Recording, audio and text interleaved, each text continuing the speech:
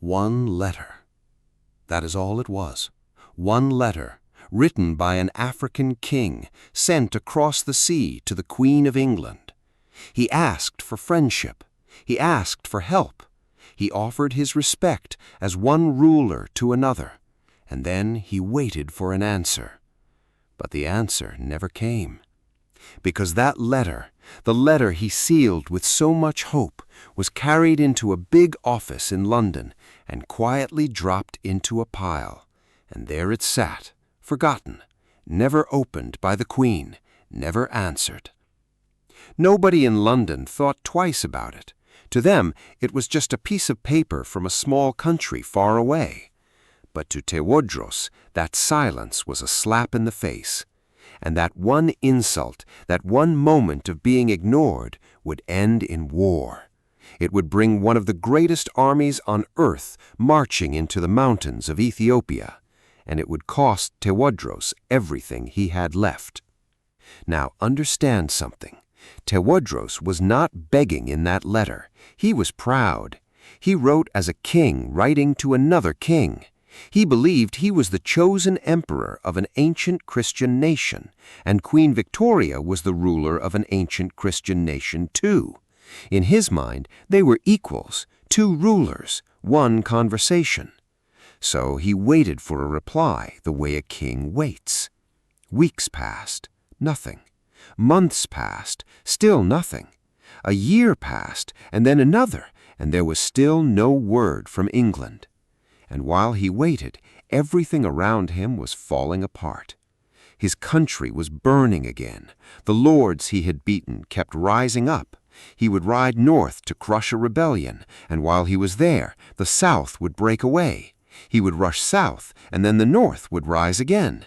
His great dream of one Ethiopia was slipping through his fingers like water. And his own army was melting away. Soldiers who had once loved him were slipping off into the night, going home, joining rebels. The huge army that once followed him began to shrink, year by year, man by man. And Tewodros grew angrier and lonelier and harder. He drank more. He trusted no one. He saw traitors everywhere he looked, and his punishments became terrible. Villages burned, prisoners chained. The man who once fed the poor was now feared by them. So imagine him in that place, losing his country, losing his army, losing his people. And now, on top of it all, the Queen of England could not even be bothered to answer his letter? To Tewodros, this was not just rudeness. This was the whole world telling him he was nothing. It was the great lords laughing at the koso seller's son all over again. And something inside him snapped. There were Europeans living in Ethiopia at that time, missionaries, workmen, and there was a British man there too, a man sent from England to speak for his country, named Cameron. These were the only pieces of Britain that Tewodros could actually reach. So he reached for them. He arrested them, he put chains on them, he locked them up, and he made his message very clear. Nobody was going anywhere until the Queen of England answered him. Now think about what he had just done. He had taken the citizens of the most powerful empire on earth and made them his prisoners. And suddenly London was very, very interested in Ethiopia. Now the letters came. Now people cared. Britain sent a man named Rossum to go and talk to the emperor, to be polite, to smooth things over, and bring the prisoners home. But Tewodros was past listening. When Rossum arrived, Tewodros arrested him too. And so the chains grew heavier, and the number of prisoners grew, and the emperor sat up in his mountains with hostages in his hands, waiting for the respect he believed he had earned. But respect was not what was coming. In London, the government made its decision. If the emperor would not release British subjects, then Britain would go and take them. And what Britain sent was not a small group of men. It was something the world had never seen.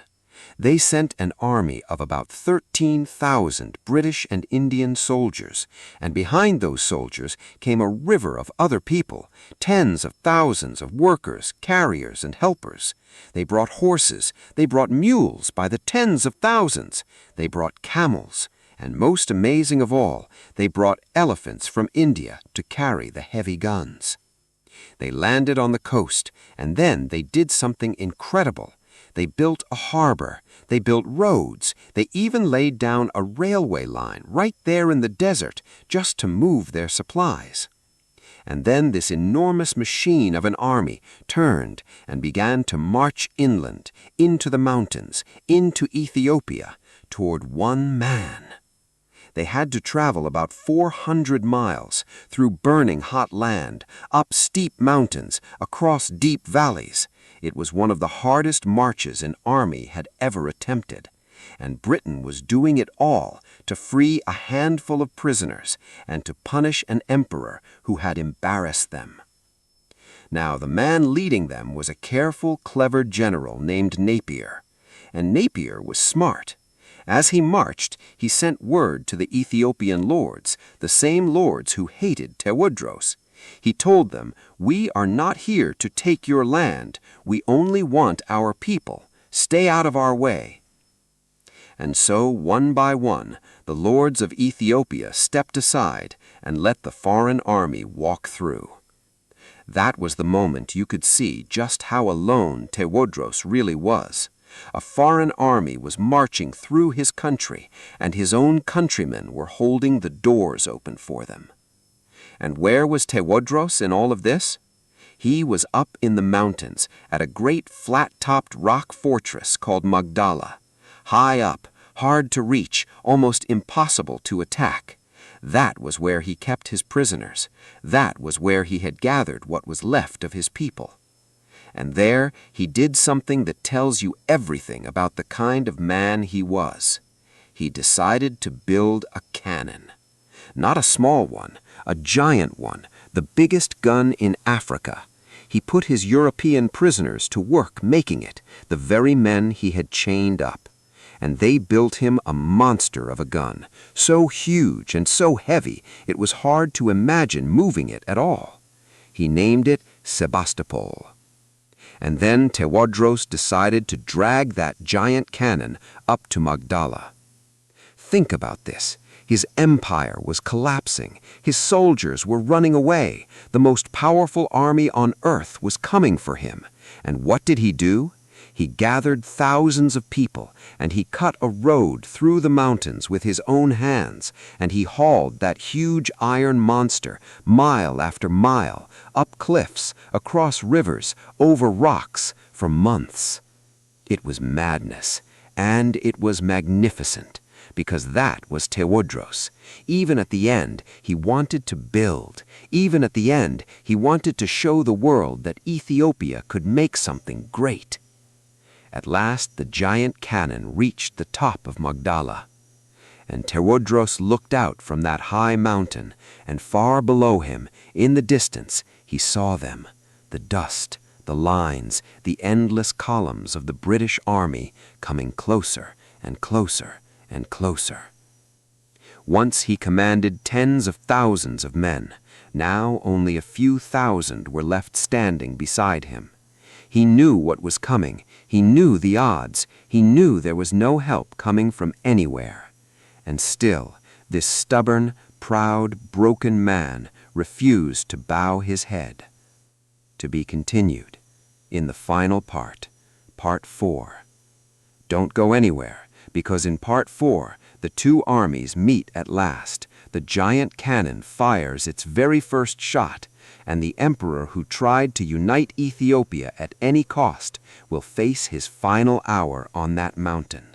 What he does in his last moments will shock the British Empire itself, and the terrible thing they carry away from Magdala will haunt Ethiopia for the next 150 years.